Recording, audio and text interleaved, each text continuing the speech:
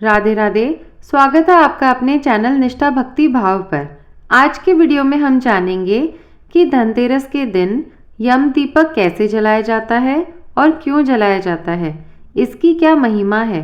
जैसा कि आप जानते हैं, धनतेरस के दिन ही यम देवता की पूजा भी की जाती है।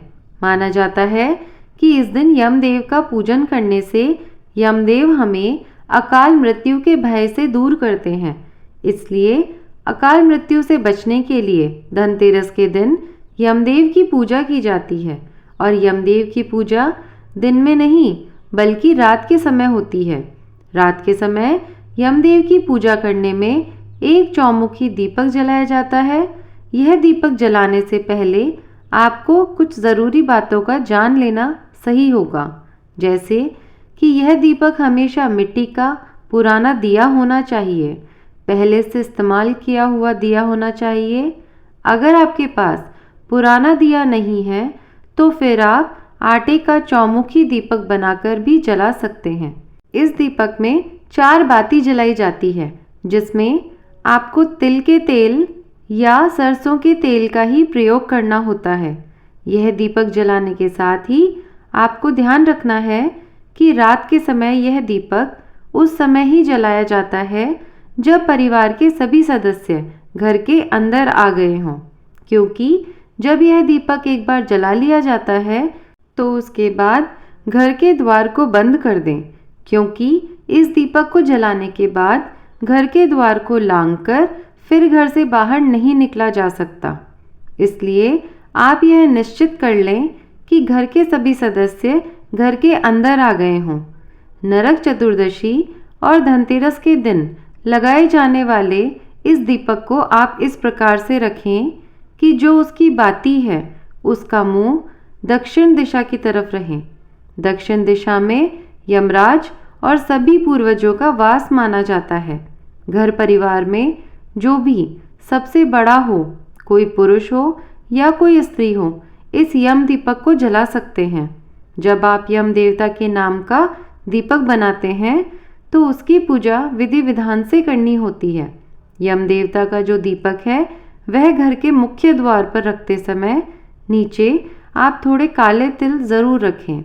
उसके ऊपर यम दिया रखें और उसको प्रज्वलित करें। दीपक में आप एक लौंग का जोड़ा ज़रूर रखें।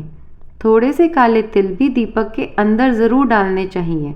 इसके बाद हाथ जोड़कर प्रार्थना करें कि यमदेव हम सभी परिवारजनों की अकाल मृत्यु से रक्षा कीजिए, हम सबकी रक्षा कीजिएगा। इस प्रकार से यम दियों को जलाएं और उसके बाद घर के अंदर आ जाएं। ध्यान रखें कि दीपक जलाने के बाद आपको पीछे मुड़कर भी नहीं देखना होता है। और इस बात का भी खास तौर पर ध्यान रखें कि जो यम दीपक है उसे जलाने से पहले परिवार के सभी सदस्य भोजन भी कर चुके हों और कोई घर से बाहर ना जाए। जब रात को यम दीपक जलते हैं तो अगले दिन सुबह को जो भी यम दिए में आपने प्रयोग की हुई चीज़ें हैं, जो भी वस्तु हैं, चाहे वह यम दीपक की बाती हो या फिर वह दीपक हो या उसमें तेल जो बच गया हो वह हो या फिर काले तिल हो, उन सभी का विसर्जन घर से बाहर ही कर दिया जाता है। यम दीपक की कोई भी सामग्री घर के अंदर नहीं लाई जाती है। इस प्रकार से आप यम दीपक जलाएं। कई बार ऐसा होता है कि लोग किराए के घर पर रहते हैं तो घर के मेन गेट पर आप यम दीपक नहीं जला पाते। तो जो भी आपके कमरे का मुख्य दरवाज़ा है जिससे आप परिवार के सदस्य अपने खुद के कमरे में अंदर प्रवेश करते हों, उसके मुख्य द्वार पर आप जला सकते हैं। इसके अलावा यम दीपक आसपास किसी नाली के किनारे या फिर कूड़े के ढेर के पास भी जलाया जाता है। अब बात करते हैं कि यह दीपक क्यों जलाए जाते हैं। इस बारे में पुराणों में एक कथा प्रचलित है। यम दीपक में 4 बाती इसलिए लगाई जाती है या यम दीपक चौमुखा इसलिए होता है ताकि यमदेव चारों दिशाओं से हमारी रक्षा करें।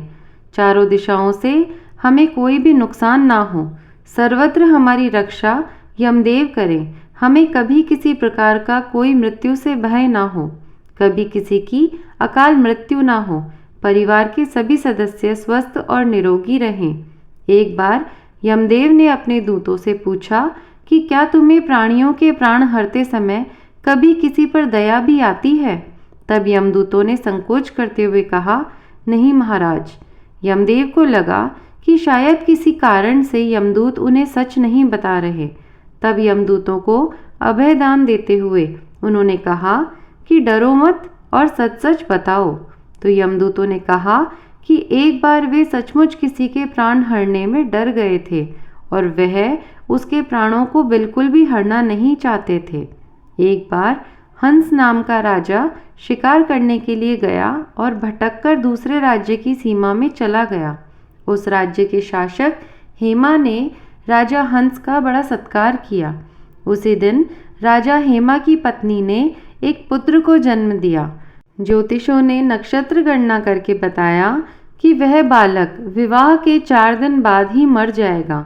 राजा हंस के आदेश से उस बालक को यमुना के तट पर एक गुफा में ब्रह्मचारी के रूप में रखा गया और आदेश दिया गया कि उस तक किसी भी स्त्री की छाया तक ना पहुंचने पाए।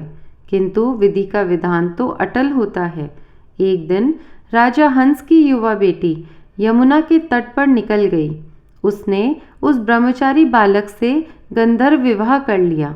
विवाह के चौथे दिन ही वह राजकुमार मृत्यु को प्राप्त हो गया। दूतों ने कहा कि महाराज, हमने ऐसे सुंदर जोड़ी कभी नहीं देखी थी और उस महिला का विलाप सुनकर हमारे भी आंसू निकल आए थे। तब यमदेव के दूतों ने उनसे पूछा कि हे महाराज, क्या अकाल मृत्यु से बचने का कोई उपाय नहीं है? तब यमराज ने कहा कि धनतेरस के पूजन और दीपदान को विधि पूर्वक पूर्ण करने से अकाल मृत्यु से छुटकारा मिलता है।